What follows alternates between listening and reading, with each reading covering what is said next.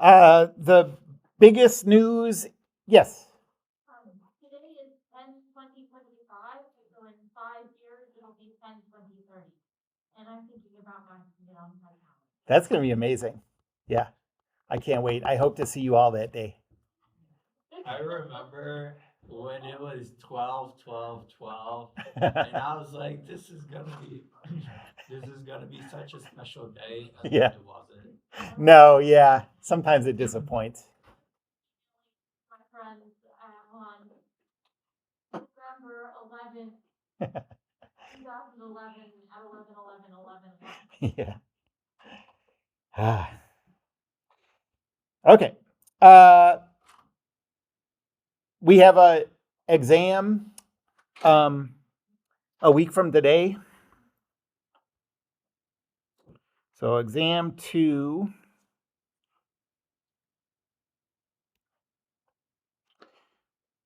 is next Monday. And the topics for that will be everything up through centroids. Wait, have we finished centroids though, or no? Not quite yet. We will today, I think. So you make everything like since the beginning or Yes. Yes. So all of my quizzes and all of my exams are cumulative. So to get ready for it, you should go back to the beginning stuff. What I always recommend is go back to, so you have you have all of the problem sets for all the daily problems that I've assigned. Go back to the first one and ask yourself, like, do I know how to do this? And on the ones where you say like, okay, yeah, I go this and this and this, then you feel good about those. There's no reason to waste a lot of time on those. But then occasionally you'll get to ones where you'll be a little hazy on how to approach it, and spend some time on those. And that way you can kind of refresh your memory on all of those old daily problems without it's you probably don't have time before next Monday to do every daily problem. But I do think overall, like in this class, you want to be doing these problems more than once each, I think the people who do really well in my classes tend to do all the problems more than once, so but I think if you do that, every problem I give you on an exam, you'll be able to say like, okay, yeah, this is basically the same kind of problem as this one that I saw that, and nothing will look like, nothing will be like a surprise, So, and you'll give us the formulas for the centroids or you leave all them? oh yeah, I will give you drawings of the shapes with the centroid and area formulas associated with them. Yep.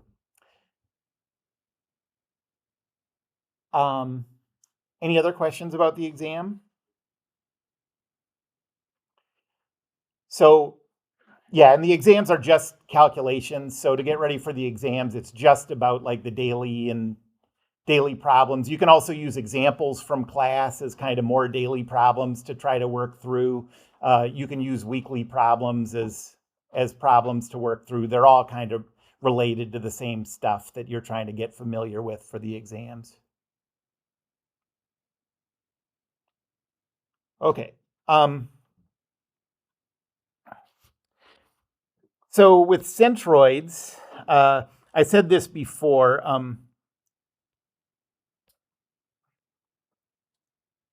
So centroids are useful for two things in this class.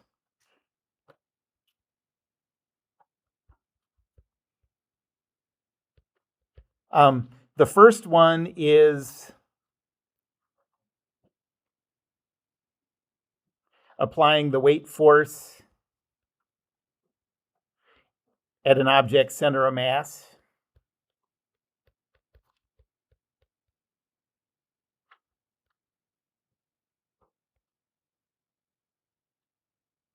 And then the second one is, let's see, representing distributed loads as point forces.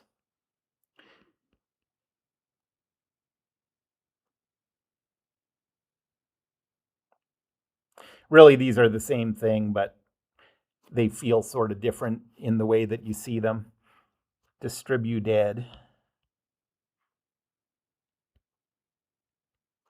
loads as point forces. So we've talked about finding the centers of mass. Now we're going to talk about distributed loads.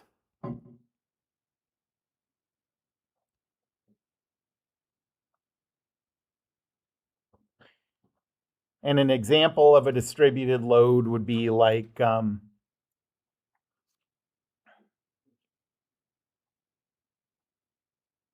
say you have a beam that's connected on the right end to a pin joint, and there's a roller at the center, and instead of applying a handful of point forces, you're given the external loading on the body as a profile of forces per length, where in this case, like up here, maybe it's 2,000 newtons per meter. And so how would you calculate the reaction loads at those joints in a case like this? Okay. And so, what this says is when you're over here at this end, like per length along the beam, there's no force at this point, okay? Then when you get at the midpoint of the beam, there is, for like the intensity of this distributed load, for every meter of length, you would have 1,000 newtons of force acting. And then when you get out to the right end, for every meter of length, the intensity here would give you 2,000 newtons of force. And in order to do calculations, we always want to represent those distributed loads as point forces. But the questions are, what's the magnitude?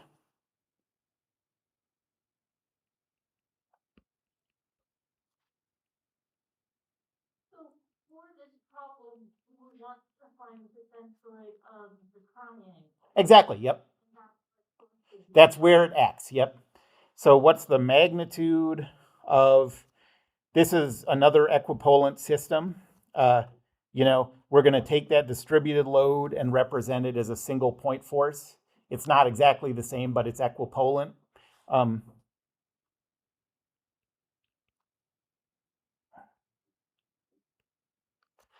And what's the location where that point force acts?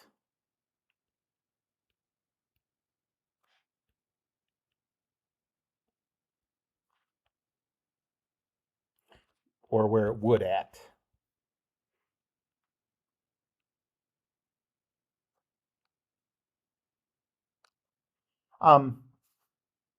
So first I want to give you a way to kind of think about what a distributed load is. And so I'm going to do sort of a comparison with, so over here, I'm going to do like a sort of a 2-column table comparing this to something that you're very used to thinking about. So over on the left, I'm going to think about instantaneous speed.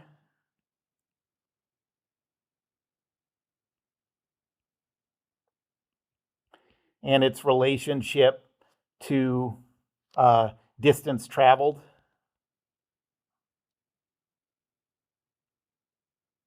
I remember reading somewhere that you can't know something's speed and position at the same time with electrons. That's true. It's true of everything, but for all practical purposes, it's not true unless you get to things that are very, very small.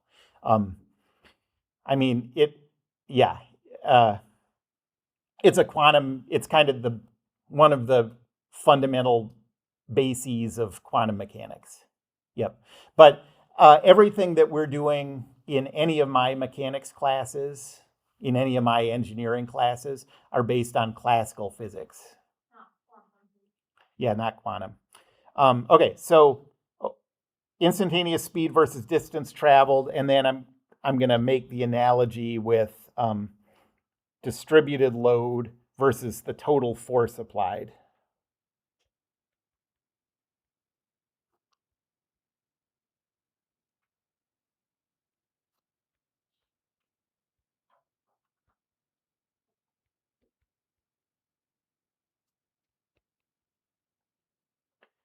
Okay, so the first one,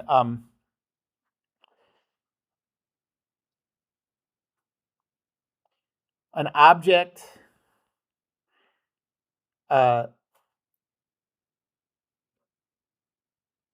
moving at a finite speed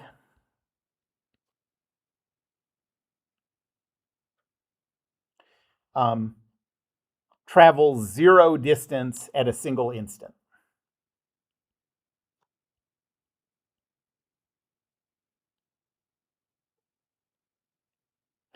And you're pretty comfortable with this idea by now.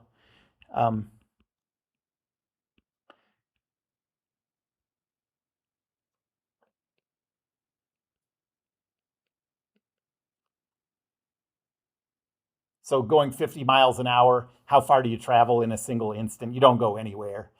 You only go distance if you evaluate that speed over some amount of time, right?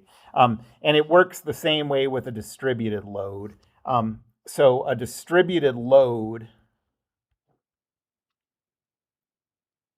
applies zero force at any single location.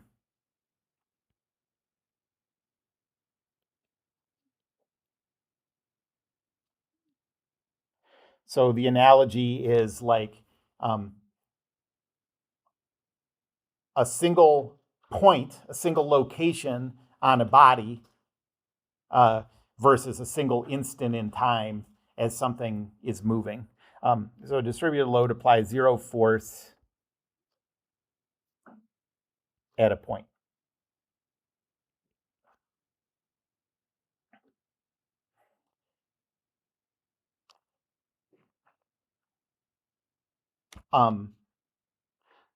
And so related to that, to travel a finite distance,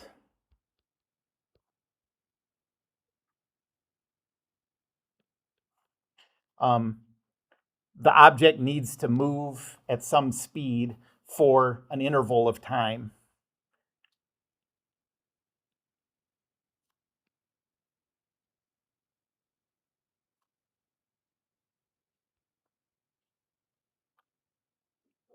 Would it be accurate to say that the object can only move if time is also moving?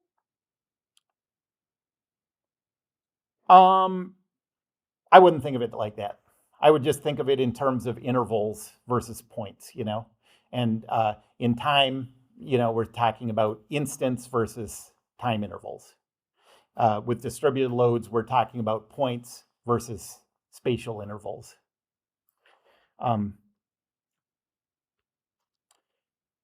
So the equivalent for a distributed load is to apply a finite force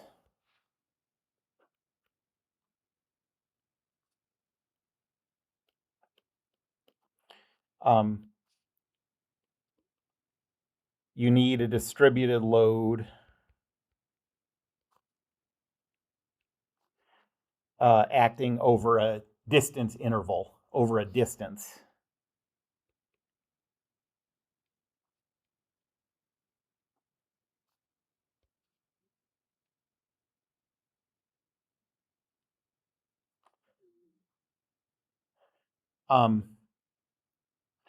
The meaning of a distributed load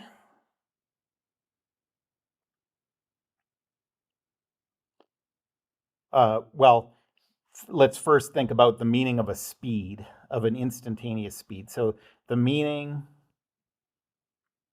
of an instantaneous speed.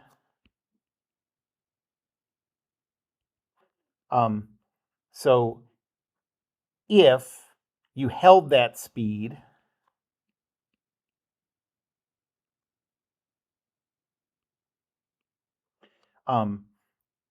for 1 unit of time,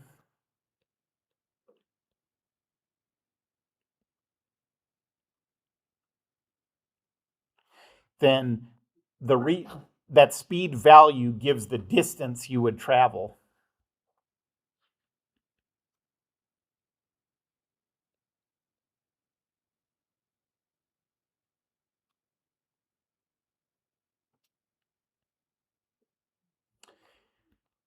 So if you go 60 miles, so if your instantaneous speed on your speedometer says 60 miles an hour, that says that if you held that exact speed for 1 hour, you'd go 60 miles.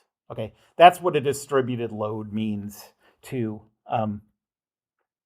So the meaning of a distributed load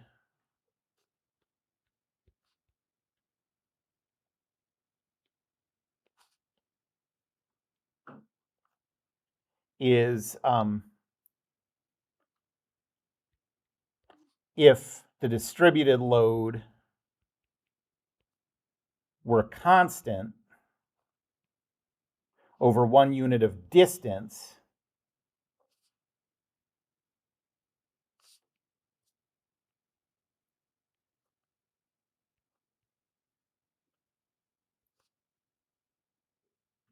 that's the force that would be applied.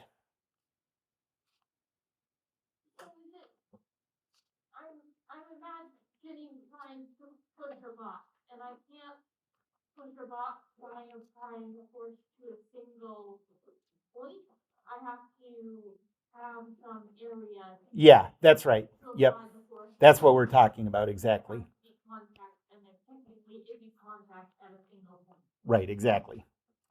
And then, okay, well, I have another one here, but I think these are really the key ones to understand. So let's just stay with these three. And okay. So that's just for understanding how a distributed load works. And here are the two things that we want. So we want the magnitude. So we want to replace the distributed load with a point force. Okay. We need to know the magnitude of the point force, and we need to know the location where it acts.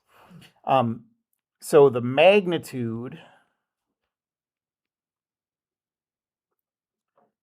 of the equipolant point force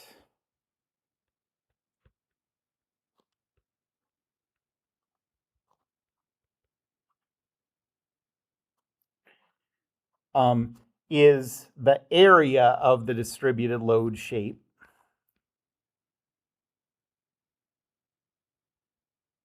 Could it also be volume? If you're in We're only going to do it in the plane, but yes, but that won't come up for us.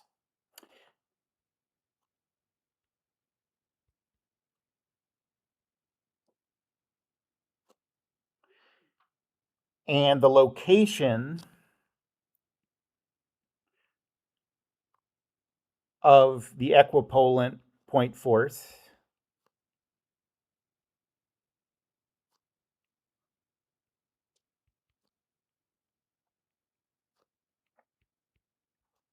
is the centroid of the distributed load shape.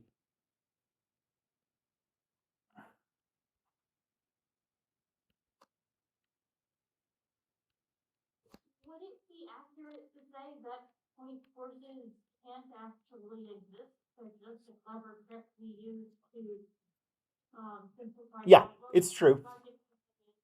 Yep. Okay, so let's just do a couple of examples.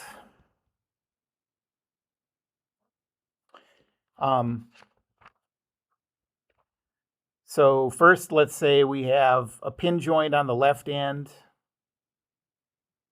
Professor, could you scroll up a little bit? Yeah. To 1 and 2. So let's start with a uniform distributed load. This is kind of the simplest possible case.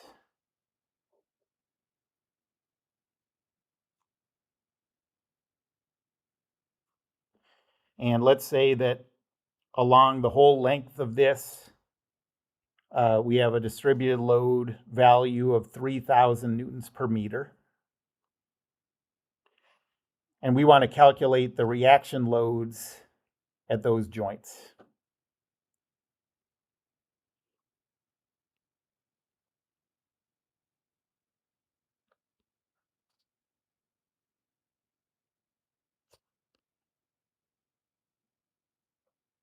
Thanks. Okay, so what I'm going to do is I'm going to first draw a free body diagram, including the distributed load, and then I'm going to replace the distributed load with the equipolant point force. So my first free body diagram is going to look like this.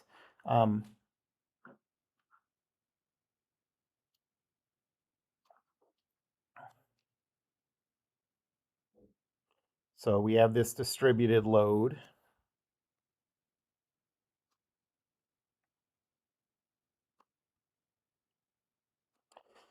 And then we have to figure out the loads that each joint applies.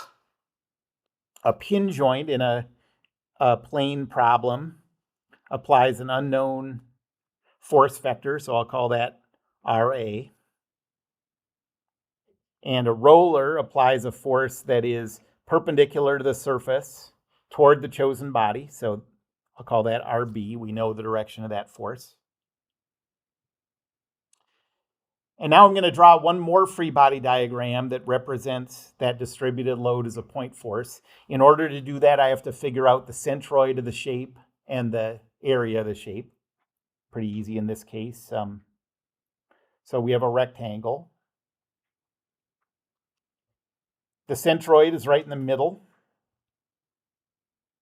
Notice that since this is a downward force, the vertical position of that centroid isn't going to affect anything. We're going to replace this with a downward point force that could act anywhere along the line of action. So the only thing that's going to matter to this problem is horizontally where that location is. Okay. And so what's going to matter is that, oh, I didn't give a length. I need to give. So let's call this, let's say that this is 2 meters. General use of that be that you only need to find the centroid on the axis perpendicular to which the force is being applied? That's right. Yep. Okay, so this location is 1 meter. We don't care about the height.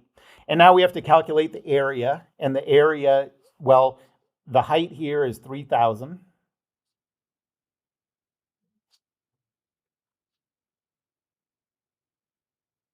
The length is 2 meters. And so the area is 2 meters times 3,000 newtons per meter. So 6,000 newtons. You can see the units work out the way we want them to. And so now I'll redraw that free body diagram.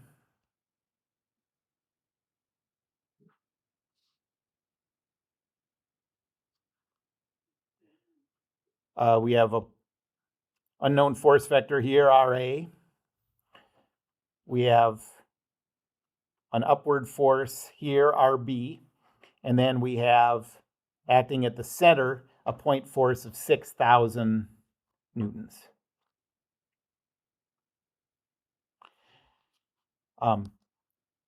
Now we can do this problem. I'll write out rho, force, moment. I'll put my about point over here. The force RA has a rho vector of 0, a force of Rx, Ry, cross product of 0. The 6,000 Newton force has a rho vector of 1, 0, The force is 0, negative 6,000. Cross product is negative 6,000. And then RB has a row vector of 2, 0. A force vector of 0 RB. Cross product of 2 RB. And now Newton's second law, add up all the forces in the force column, set it equal to 0. So we have Rx, Ry plus 0, negative 6,000 plus 0 RB is equal to zeros.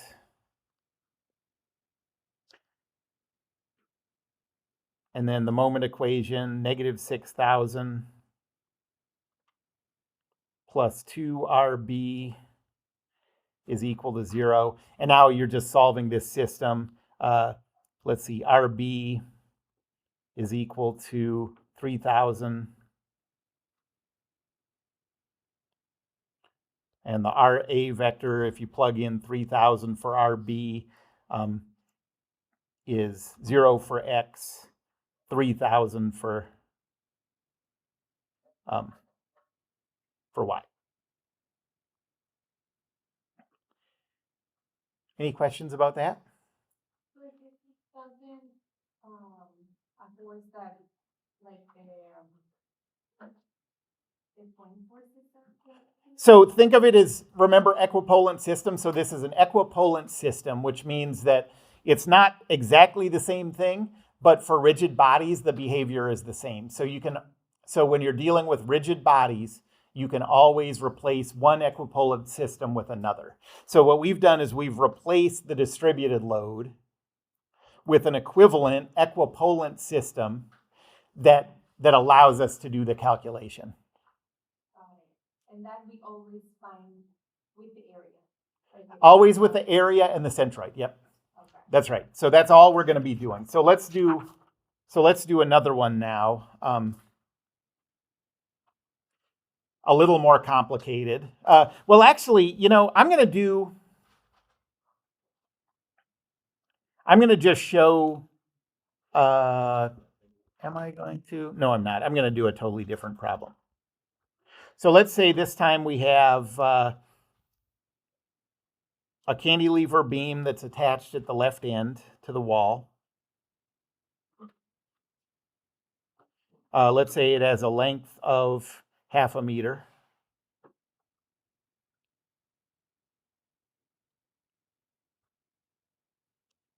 And the distributed load this time has a triangular shape.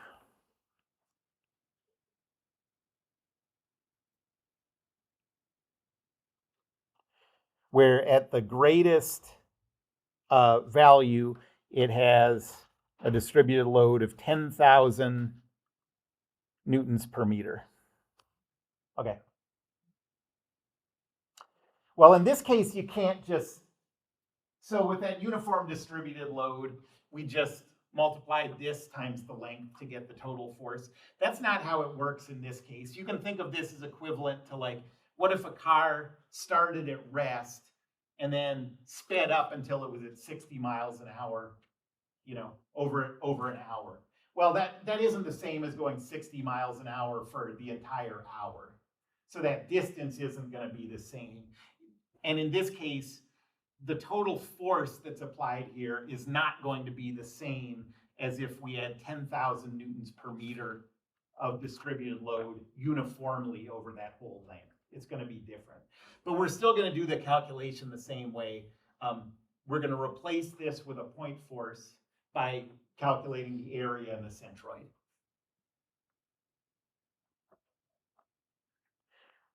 So I'll start with a free body diagram. And I'm going to leave the distributed load in there. You don't have to do two separate free body diagrams like this. I'm just doing it for now, just so you see all the steps. But pretty soon I'm going to start just jumping right to the equipolant system. A fixed joint over at the left applies an unknown force vector, so I'll call that R, and an unknown couple, I'll call that M.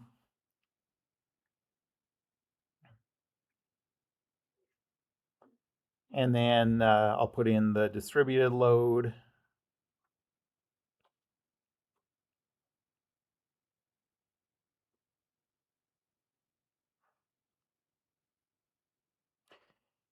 And now before I can redraw this free body diagram, I have to figure out the area and the centroid of this shape.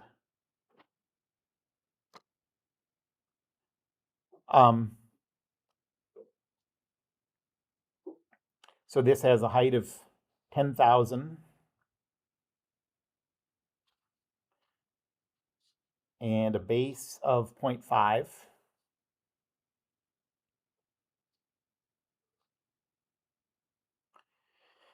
The centroid, using the formula for a right triangle, it's going to be a third of this 0.5 if you start at the edge and go towards the point. Or it's going to be 2/3 of the 0.5 if you start at the point and work towards the edge. Okay, so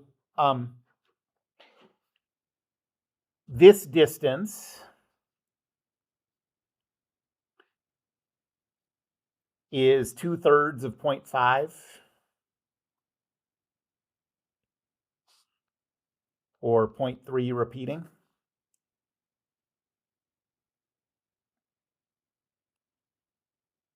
And then the area of this triangle is 0.5, base times height over 2, so 0.5 times 10,000 divided by 2, and so you get a total of 2,500. And this is newtons.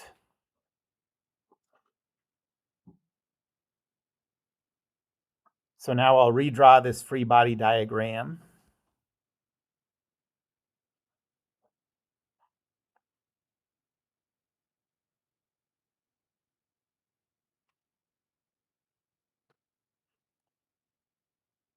We have those reactions at the wall. So there's R, there's M,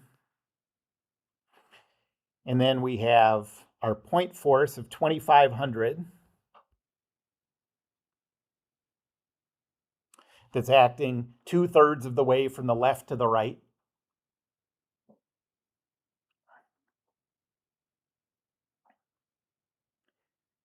And now I'll go to the table. So rho, force, moment,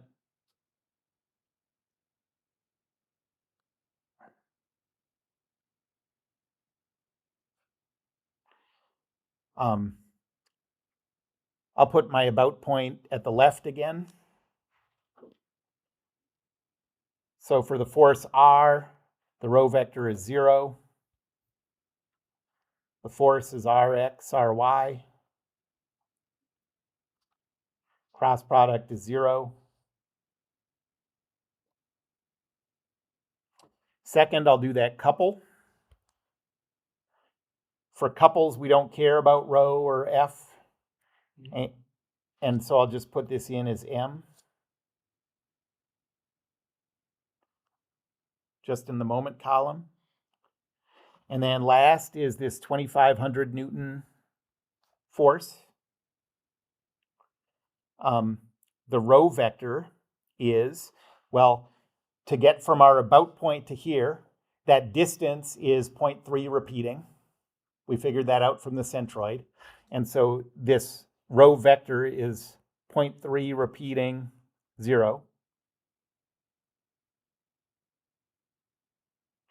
The force vector is 0, negative 2,500.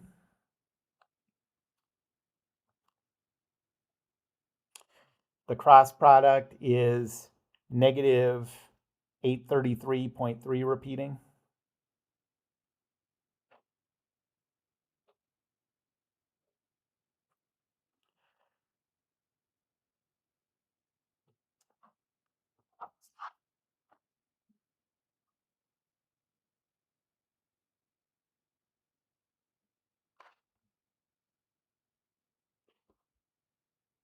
So Newton's second law says Rx, Ry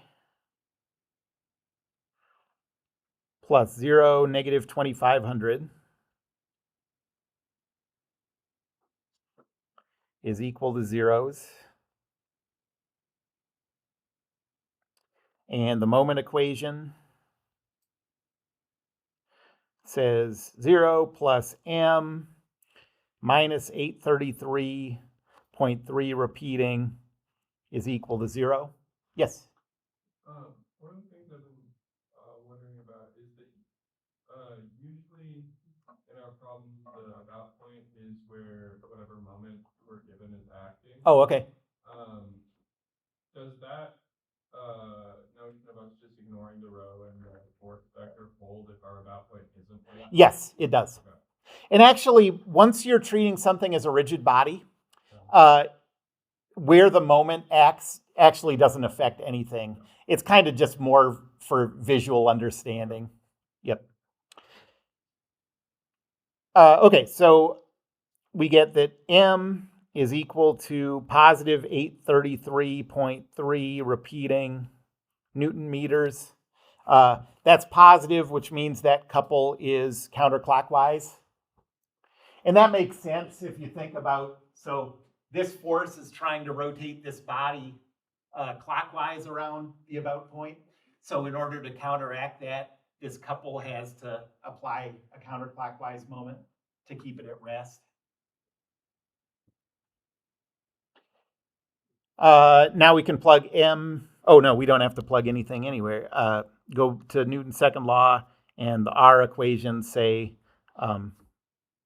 0, positive 2,500 newtons. That makes intuitive sense that it isn't moving along the x-axis. Yeah, that's right. Yep. It's not moving. There aren't any forces that it has to counteract. Yep. So really that's all there is to these, but you might not be surprised to know that I can make it more complicated. So let's just stop there, and I'll give you a few sort of simple problems, and then on Wednesday I'll do some more complicated problems, assign you some more complicated problems. Yeah, all right. Goodbye.